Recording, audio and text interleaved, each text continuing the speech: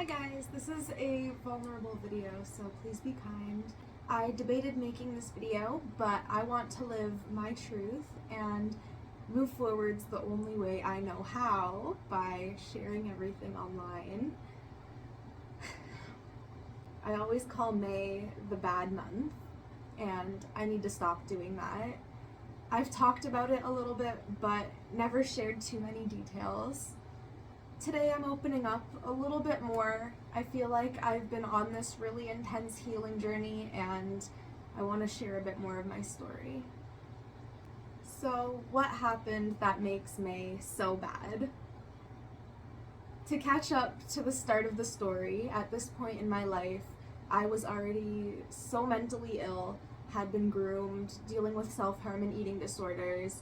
Life just seemed to keep spiraling and I did not know how to save myself. May 13th, 2017, I was 16 years old and had been talking to this guy for some time. I was really infatuated with him and we would call all the time and text constantly. He would give me advice and made me feel really special and listened to me. Then he threatened to blackmail me, and it was only the second time that we met up that he had raped me and then continued an incredibly unhealthy, abusive relationship for almost 2 years.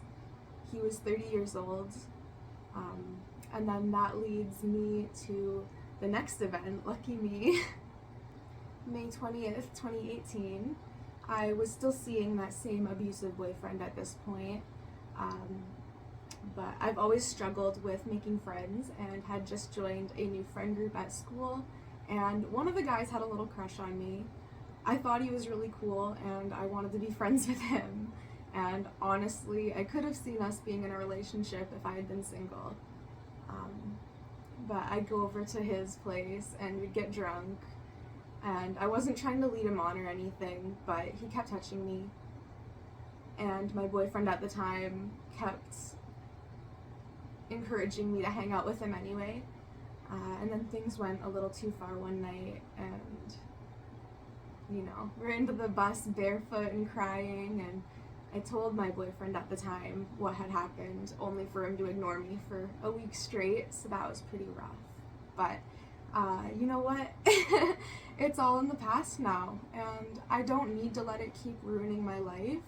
My past still affects my day-to-day life, and it always will, of course. And obviously it really sucks, but I'm managing it, and that's all I can do. I still struggle with mental illness, addiction, eating disorders, but having hope, faith, is the most important thing in getting through any struggles in life. And I don't want to call May the bad month anymore, because what's the point in letting my trauma continue to have that power over me? So that's kind of why I wanted to open up and share more details from my past, because why should I keep it bottled up any longer? I'm done with it. So then I started going to therapy. I knew I could only help myself so much without proper guidance. It was really hard for me to make that choice, but I had finally found my motivation. I wanted to be okay before starting a family. Working hard towards my happy ever after, because for so long in my life it felt completely unachievable. And I want to be the best version of myself that I possibly can before I try and raise a whole other human being, so. May 14th, 2023, this was my first Mother's Day after having my miscarriage. And I got my period too, just to really rub it in and make the day extra special for me. But I thought I had done the therapy and was better, and my entire happy future is just ahead of me.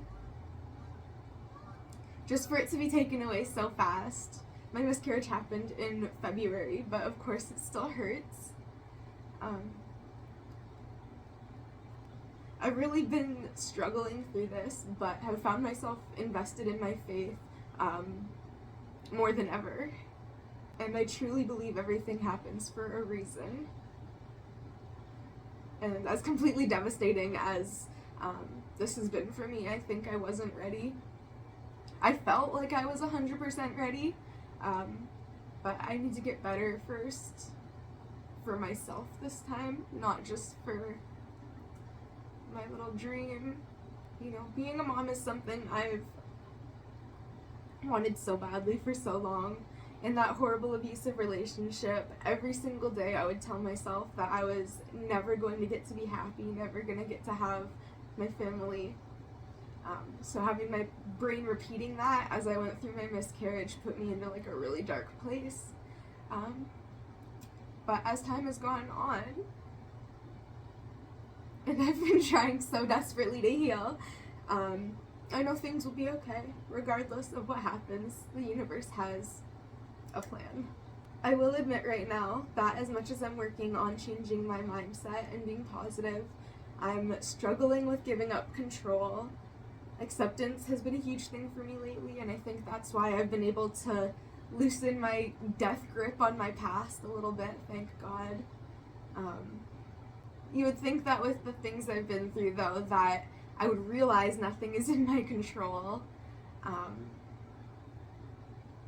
Struggling with thoughts of like self-destruction is hard. Self-destruction is just the illusion of control, though. You know, there's no point to it. It's not actually in your control. So trying to be self-aware and hold myself accountable, and thankfully each day gets easier. And I have reached out to talk to a therapist again, so hopefully they'll be able to help guide me a little bit more. I've learned the hard way that I can handle a lot more than I ever would have expected myself to. So with the right advice and guidance, I really do think I'll be okay. I believe in myself. But long story short, I guess, is that May always comes around and tries to kick my ass, but I don't want to keep expecting bad things to happen or expecting to feel bad every single May.